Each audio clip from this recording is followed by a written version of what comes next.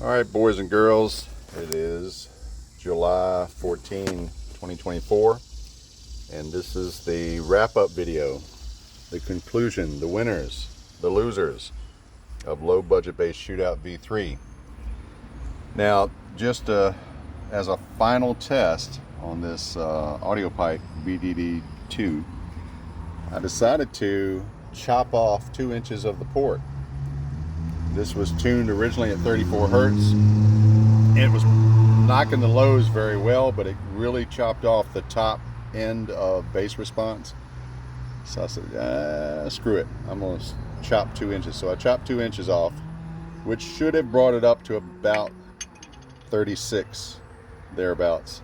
And it did bring up the upper bass response a little. I still think it's in the design of this box. Something to do with the, rather than the L-shaped port firing to the back. I don't know if it's the firing to the back or the L-shaped port. The straight port in this, you know, because your sub is here and your port opening is in the back corner there and straight out to the sidewall.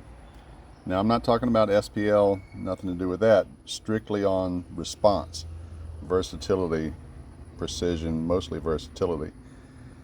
But, you know, would that have changed anything? A little. And I tested this BDD2 right here in the you'll see the built box test. It was lower. The SPL was a little bit lower, and the accurate SPL was a little bit lower. Now these previous 3 were tested in the 34 hertz, and they still scored pretty good. But the BDD2 did not do as well, and even after I chopped the port, you see, well, obviously it did better than the Alpine because that was at 4 ohms, I think. But not as good as the Fight or the Comp R as far as max SPL. And then not much different though in the accurate SPL. And as far as depth, it was neck and neck. All 4 of those were pretty close as far as depth. Precision, yeah, the Alpine and the Comp R were a little bit more precise. Versatility, Alpine definitely had more versatility. You had to apply the power a little bit to bring it out, and it, you know, applying power really didn't. A little bit it helped these, but more so the Alpine. And I'll get into the 1, 2, 3 top 10 or whatever. Somebody mentioned, well, you need, you know, the BDD, I think they said, doesn't have a low enough FS. Well, the BDD is 35. And y'all can screenshot this. I'm going to post this up, this picture, with all these numbers. This picture was, this row was specifically SPL by ranking, you know, 1 through, what is it, 21 subs. And, you know, strictly by the number of what they metered at. This list is the top 10, and that's by cost, the best subs, you know, per money spent. So, and it's, you know, cheapest to, and where they ranked. So if you spent the cheapest one was Recoil number 6 and Belva number 7, where they ranked in max SPL, and going down to number 10, the Incriminator. So that's that. So now we started this in a, what was it, the Rockville? I think it was the Rockville. No, the Javelin box. The loaded Javelin box was number 1. Then moved the Javelin to, no, that was the Rockville box with the K5. And then put the Javelin sub in the Rockville box. And then I got a CT Sounds 10-inch box, which, by the way, I'll get to that. CT Sounds, dude, y'all got to do something about that cutout. It's ridiculously big.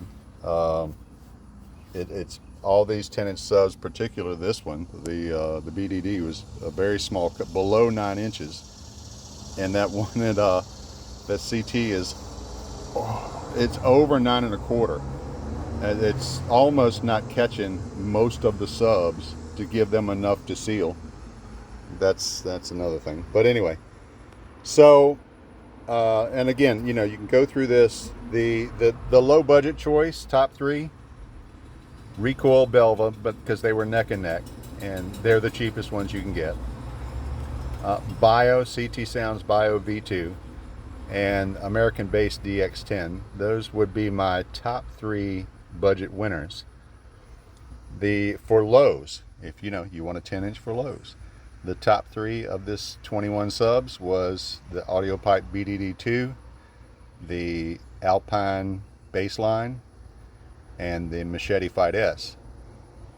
And then, strictly by score, the loudest three subs: the Mofo X, not the S. There's different ones of those power acoustic. The Mofo X, Machete Fight S, and the Incriminator version 2, the 500 watt RMS rated. Those were the top three in SPL.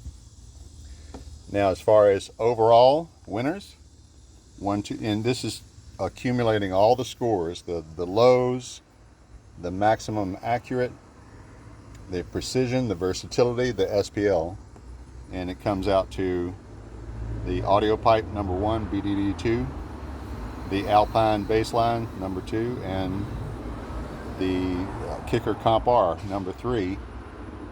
And I think right behind it was, let's see, who was number 4? Number 4, believe it or not, was the Javelin for overall score. And let's see, who else was number 5? Incriminator was number 5. Where was, I was curious, Fight S was and usually the Machetes come in the top 3 or 4. Machete was number 8. 6, 7, the Belvas came in, the Belva and the Recoil, because of their, they just did well for the money they spent. The numbers were decent. But that's it. That's the low budget bass Shootout V3 wrap up. And I'll post up these on our Facebook group, Bassheads on a Low Budget, and it'll be posted on YouTube. That's it. Have a good day.